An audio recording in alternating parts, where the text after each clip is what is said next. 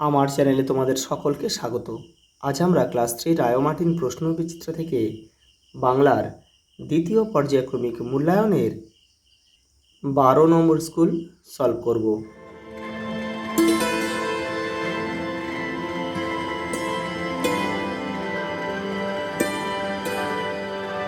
দেখো, কবির নামসহ পর্যটন কবিতাটির শূন্যস্থান পূরণ করো।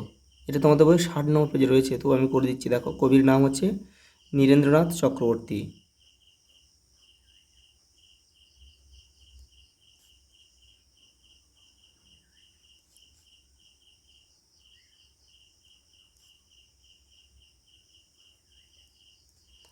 দেখো, কোথায় বাস, এটা হবে ভর দুপুরে।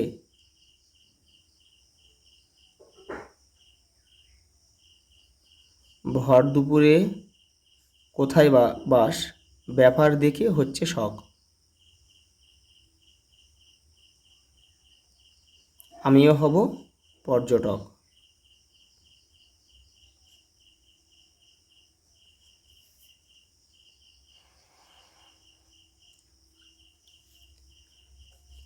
কে সোনার নাম রেখেছিল নদীমাতৃকা? স্কুলের সংস্কৃতের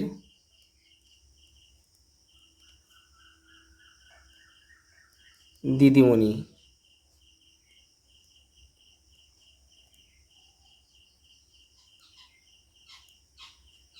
লেখক জীবন সর্দারের প্রিয় ঘাটের নাম কি? খাদিনান।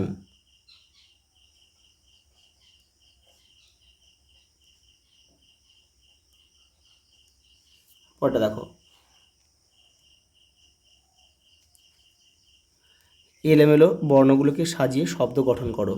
এটা হবে নিরীক্ষণ।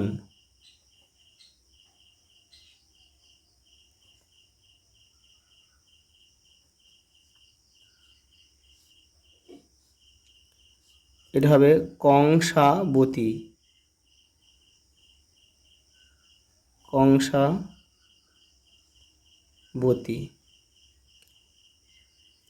স্যার এটা হর্ষই হবে, এটা কংসাবতী। এটা হবে কেরামতি।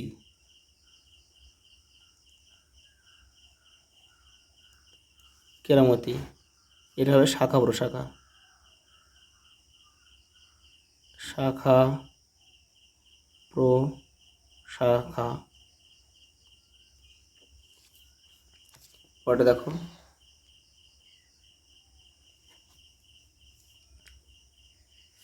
অর্থ লেখো। হিরণ্যবক্ষা, যার বুকে সোনা থাকে। বিদঘুটে, বিদঘুটে মানে আমরা লিখব কি ছন্ন ছাড়া।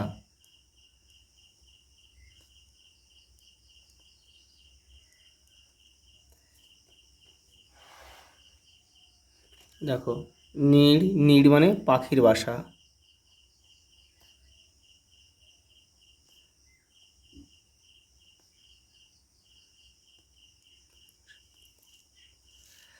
দেখো, আধি মানে কি ধূলিঝড়।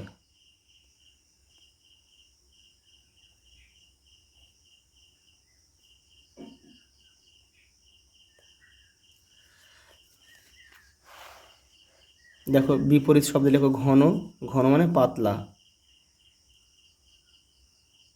বিপরীত শব্দ বিরাট, ছোট, বা আমরা লিখতে পারি ক্ষুদ্র। সন্ধে, সকালে।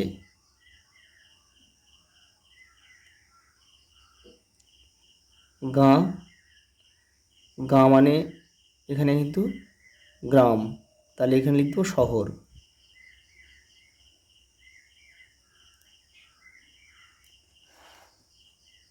পরটা দেখো,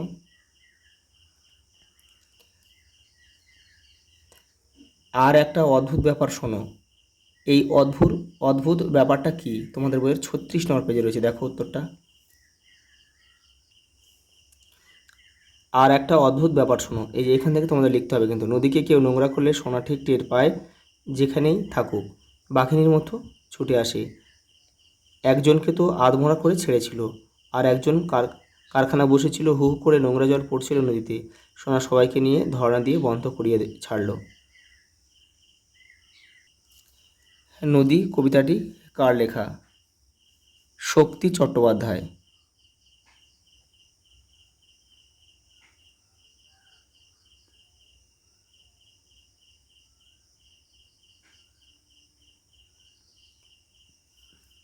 সঙ্গে একটা প্রশ্ন রয়েছে, দেখো কবিতাটিতে কবির মনের ইচ্ছা কি, দেখে নাও। এই যে দেখো, এই কবিতায় কবি বলেছেন যে নদী যদি এঁকে বেঁকে না চলে সোজা পথ ধরে চলতো, তাহলে কবিও সারা জীবন নদীর সঙ্গে একইভাবে পথ চলতে পারতেন। রামচন্দ্রকে বনবাসে যেতে হয়েছিল কেন? পিতার আদেশ পালন করার জন্য। রামচন্দ্রের কাহিনী কোন বই পড়লে জানা যায়? রামায়ণ।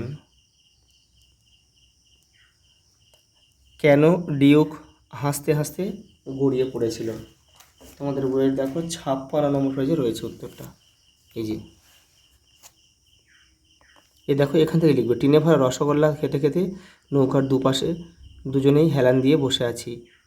চারধারে শুধু জল আর জল। টিন শেষ হয়ে গেলে যখন ছুঁড়ে ফেলে দিলাম, তখন 2-1 ফোঁটা রস গায়ে এসে পড়ল। তাড়াতাড়ি পিঁপড়ে উঠবে ভেবে সমুদ্রের জল দিয়ে ধুচ্ছি, দেখি ডিউক হাসতে হাসতে গড়িয়ে পড়েছে। সে মনে করিয়ে দিল পিঁপড়েকে এখানে আসতে হলে প্রায় 200 মাইল সাঁতরে আসতে হবে। দেখো, বাক্য রচনা করো। এগুলো তোমরা নিজেদের মতো করবে, তো দেখো আমি করে দিচ্ছি। তেপান্তর। তেপান্তরের মাঠে একটি বট গাছ দাঁড়িয়ে আছে।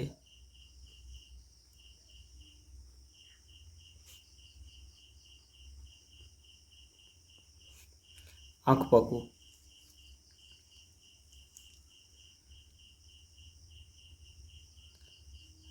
তাল গাছ বৃথা আঁকু পাকু করে।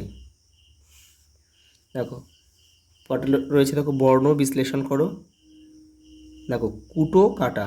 প্রথমে কয় হর্ষটাকে ভাঙো, ক যোগ হর্ষ, টয়কটাকে ভাঙে, ট যোগ ও। আর কাটা, ক যোগ আ, আর টাটাকে ভাঙো, ট যোগ আ।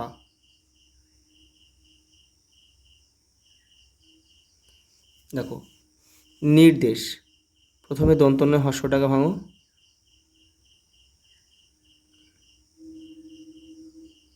র রয়েছে, রেপটা রয়েছে, এখানে দাও র। দেশটাকে ভাঙো, দ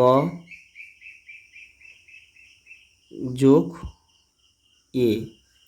তালবস্যাটাকে ভাঙো, তালবস্যা যোগ অ।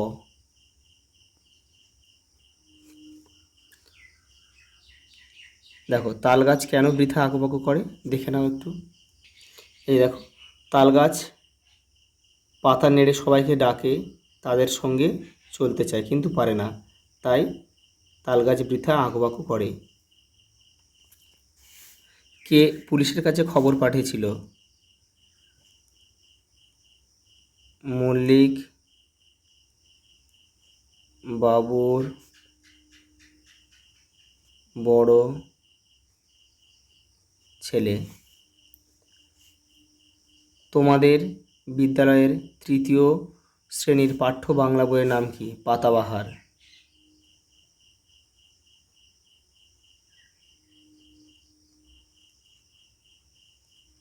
আজ এই পর্যন্ত, দেখা হবে পরের ভিডিওতে।